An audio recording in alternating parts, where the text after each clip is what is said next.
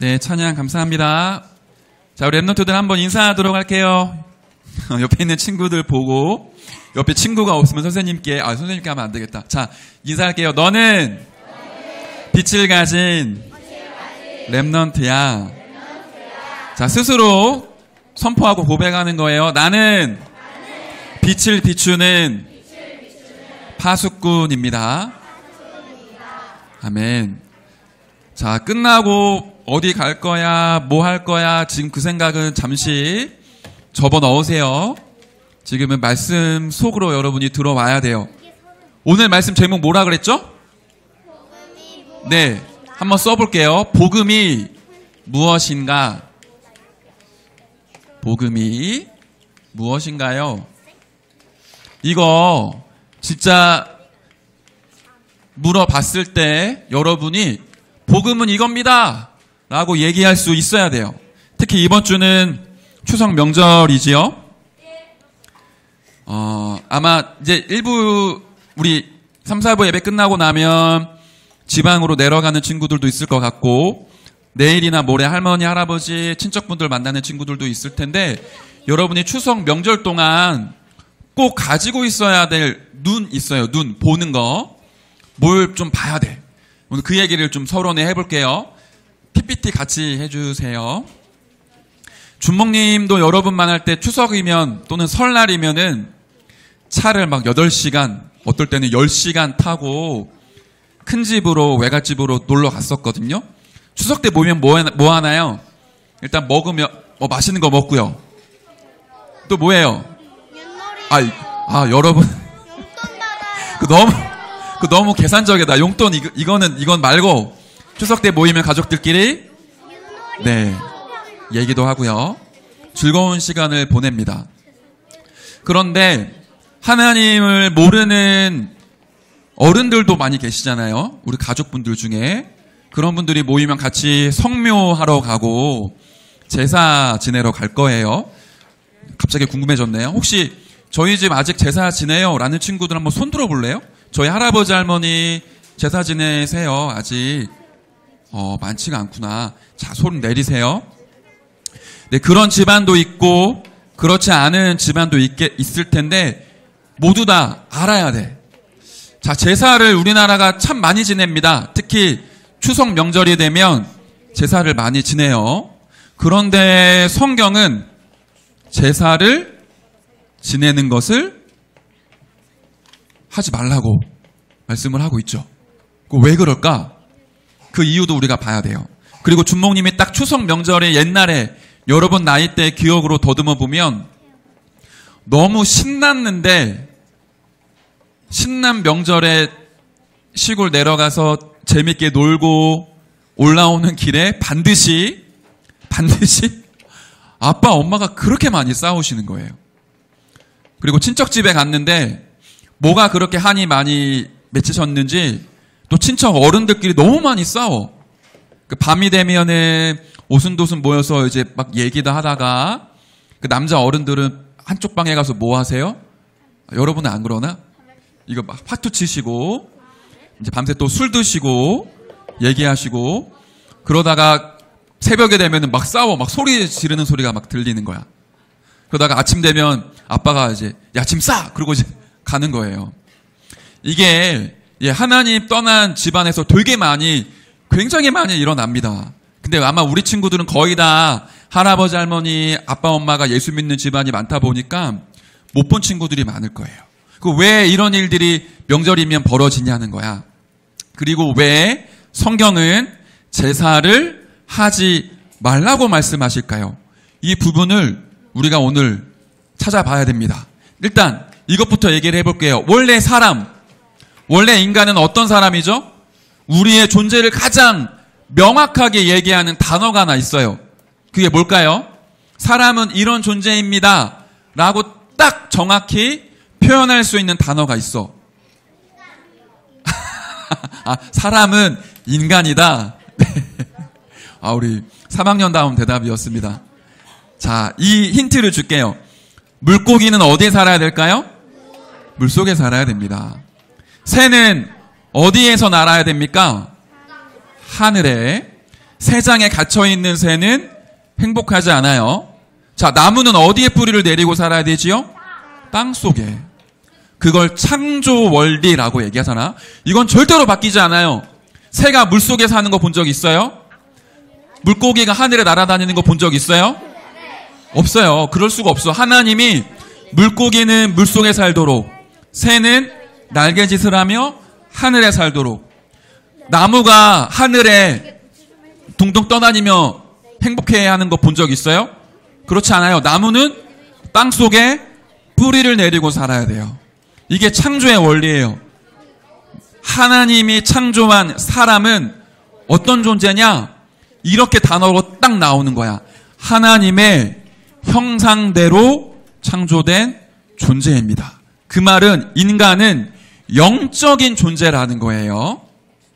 이거는 주모님이 한번 써볼게요. 원래 인간, 하나님의 형상대로 창조된 사람은 어떤 존재라고요? 영적인 존재, 영혼을 가지고 있어요. 그래서 나무가 땅속에 뿌리를 내리듯이, 물고기가 물속에 살듯이, 사람은 반드시 하나님과 함께 하나님 안에 살아야 돼요. 바꿀 수가 없어. 그런데 그 사람에게 어떤 문제가 찾아왔죠? 근본 문제가 생기게 됐어요.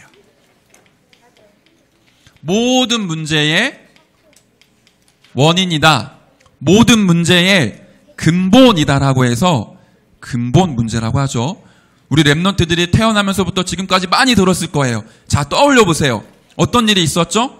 하나님이 창조한 첫사람이었던 아담과 하와, 하나님과 약속을 합니다. 너희들이 다 알 수 있어. 그러나 에덴 동산 중앙에 있는 선악을 알게 하는 나무의 열매 먹으면 반드시 죽을 거야.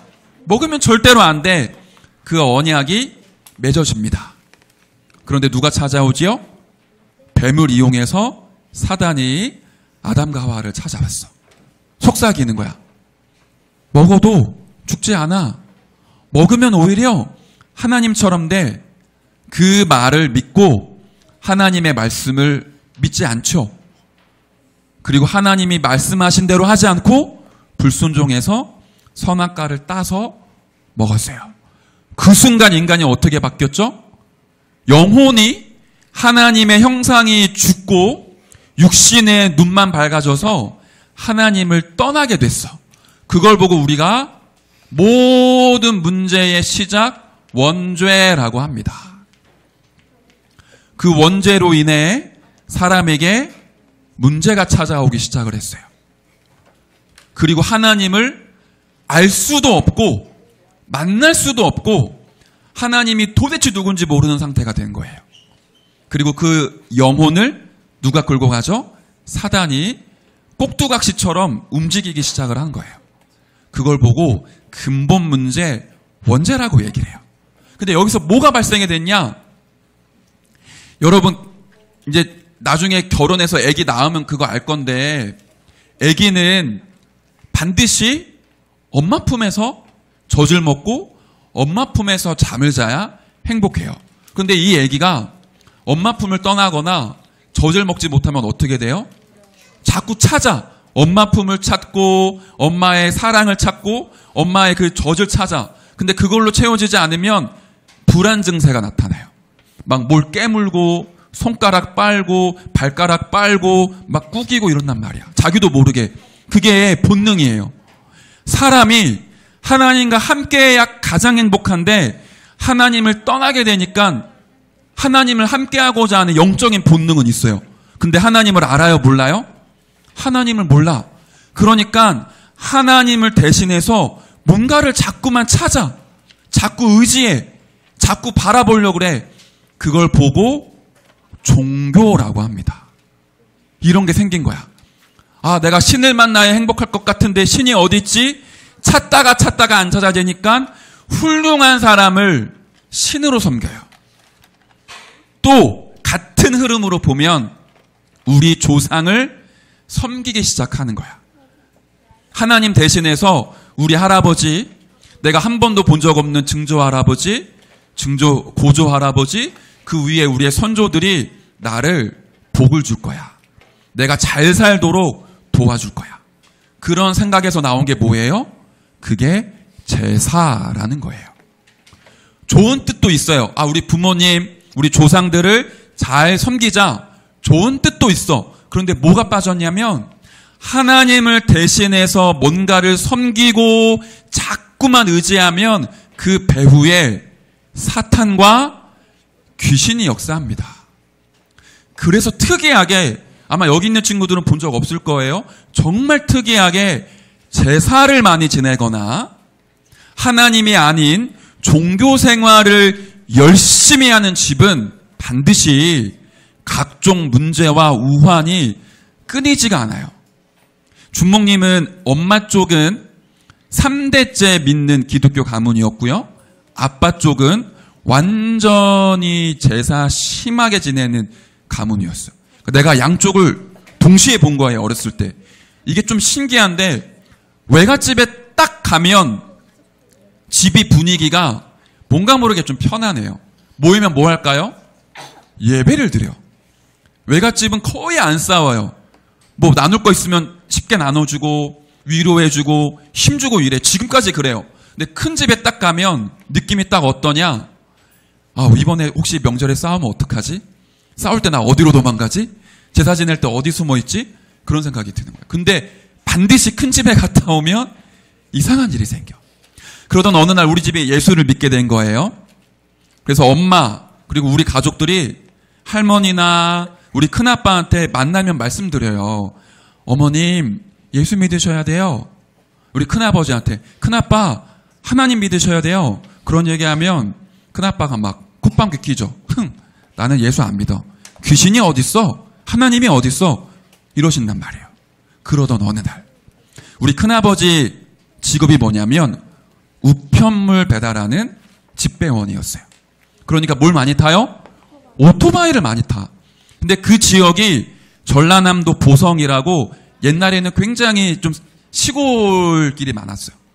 근데 어느 날 귀신도 없어 하나님도 없어라고 얘기했던 큰아빠가 사고가 났는데 다리가 완전히 부러지신 거예요. 이유가 뭐냐면 오토바이를 타고 가는데 도로에 아무도 없었대.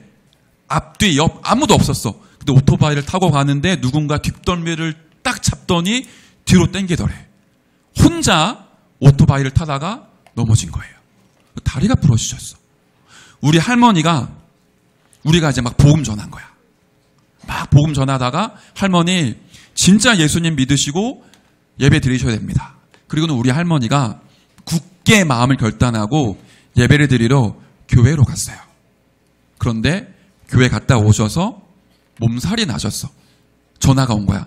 얘야, 나 2번 다시 예배 못 드리겠다. 나 너무 힘들다. 왜 그랬냐고 물어보니까 귀신이 우리 할머니 머리 위에 올라타서 계속 밟았대, 예배 시간에. 이런 거 들어본 적 없죠. 근데 실제로 준목님 가문에는 이런 일이 많았어요.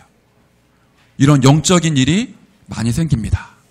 하나님 아닌 다른 것을 계속 섬기면 반드시 그 뒤에 사단이 역사해요. 심지어 이거 뭐예요? 성경책이에요. 이거를 여러분이 이 성경책은 하나님의 말씀이고 중요하지만 하나님은 아니야. 책인 거예요. 이걸 준목님이 매일 여기다 딱 올려놓고 아침, 점심, 저녁에 계속 성경책을 향해서 계속 기도하는 거예요. 성경책님이여 나에게 힘을 주소서. 성경책님이여 나에게 복을 주소서.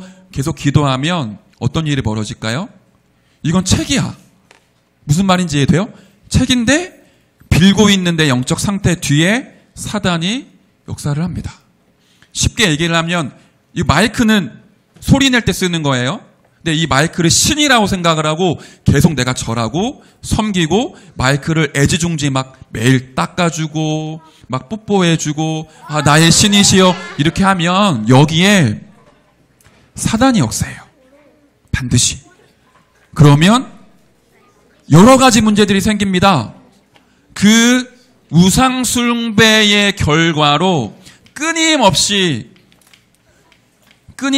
저주와 재앙이 나에게 밀려와요.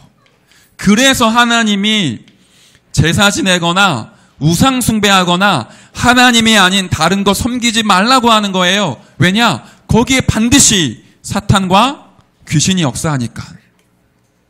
그래서 제사 많이 지내고 우상 숭배 많이 하고 하나님 없이 교회 열심히 다니면 이런 문제들이 터집니다. 부모님, 친척 계속 싸워요. 어떤 집은 이혼이 영적인 대물림이야.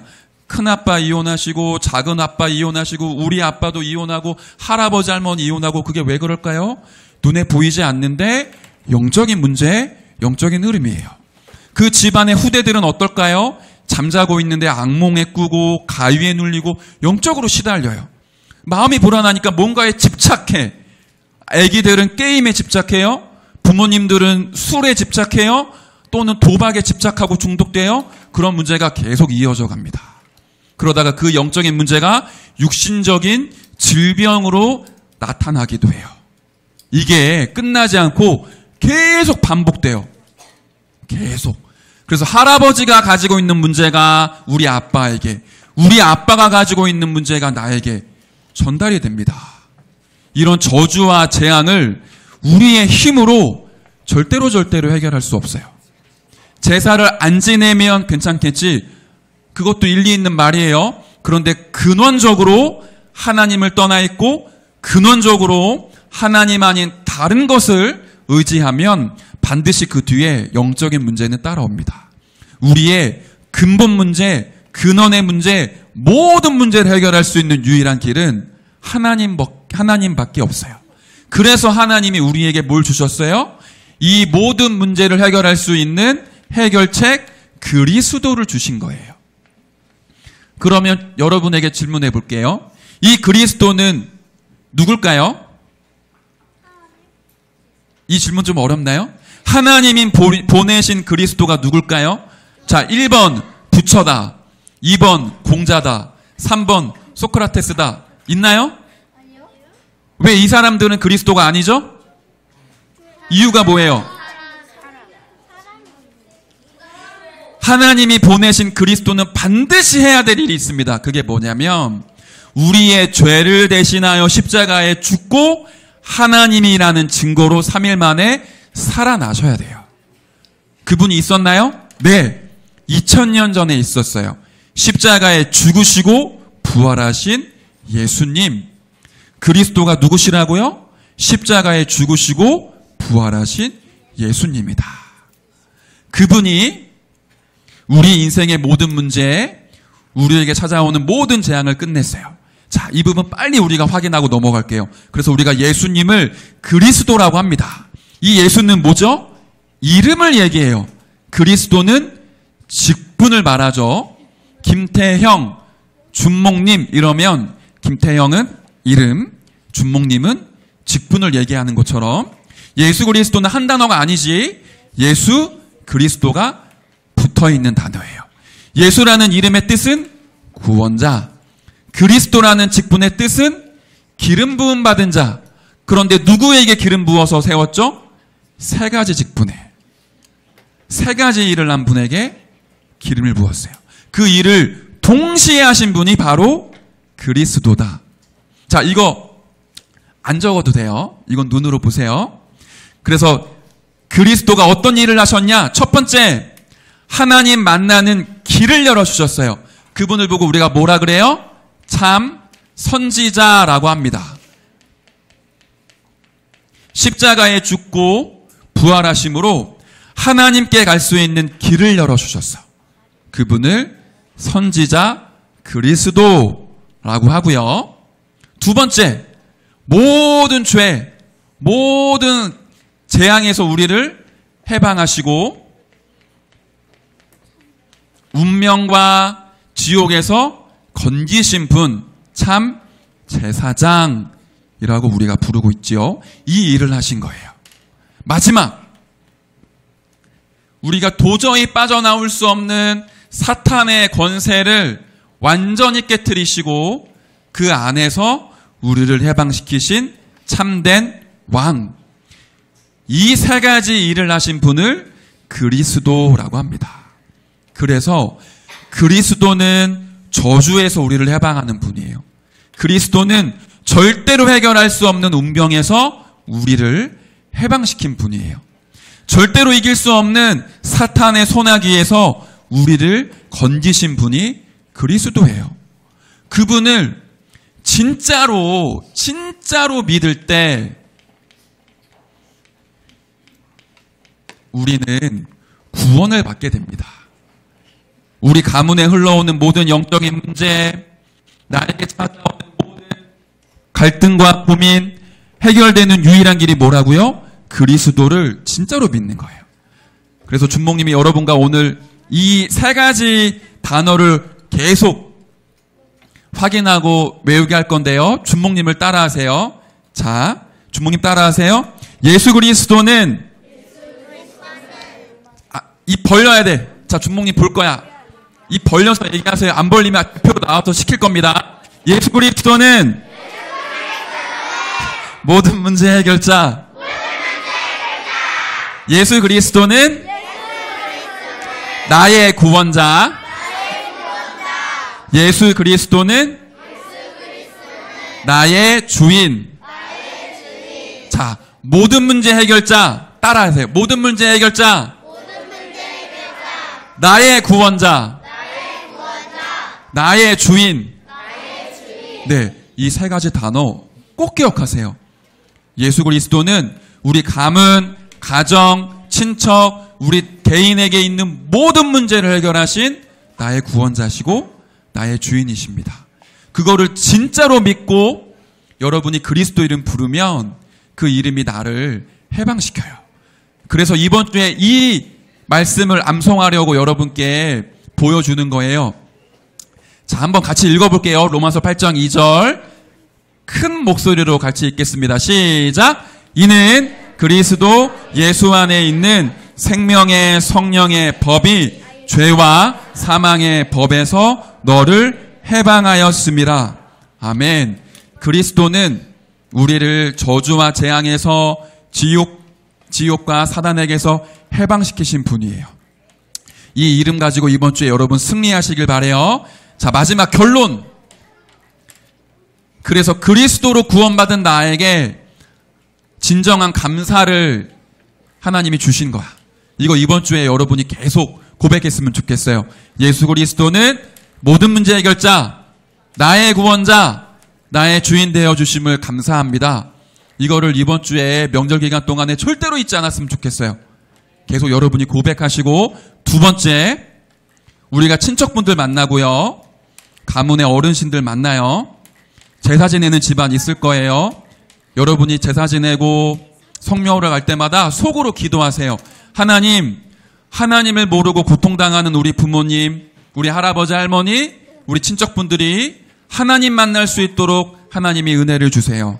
우리 가정 가문에 그리스도의 빛이 비추어지게 해주세요. 우리를 속이는 사단의 세력을 예수 그리스도 이름으로 꺾어주세요. 여러분이 기도할 수 있어요. 여러분이 여러분의 가문 살릴 수 있습니다. 우상숭배와 제사를 이유도 모른 채 계속하면서 고통당하는 가문을 여러분이 살릴 수 있습니다. 여러분 이번 주에 친척분들 만나면 꼭 기도하시고, 이런 친구들이 있을 거야. 우리 집은 전부 다 하나님 믿고 다 예수 믿는 집인데요. 감사한 일이죠. 하나님께 감사하되, 그럴 때는 하나님, 우리 집안이 세계복음화할 수 있는 가문, 가족 되도록 축복해 주세요. 그렇게 기도하시길 바래요. 맛있는 거 많이 먹고 신나게 놀지만 영적인 거는 잊어버리면 안 돼. 하루에 한 번은 꼭 감사하고 기도하는 렘넌트들로 승리하시길 바래요. 자, 준목님이 기도하고 말씀 마치도록 하겠습니다. 하나님 감사드립니다. 예수 그리스도는 모든 문제 해결자이시며 우리의 구원자이시고 우리의 주인이심을 믿습니다. 이 복음의 비밀 가지고 완전히 승리하는 모든 렘넌트들이 되도록 하나님이 축복해 주세요. 가문과 가정 그리고 모든 친척들 살리는 파수꾼의 축복 누리게 해주세요. 살아계신 예수 그리스도의 이름으로 기도드렸습니다. 아멘.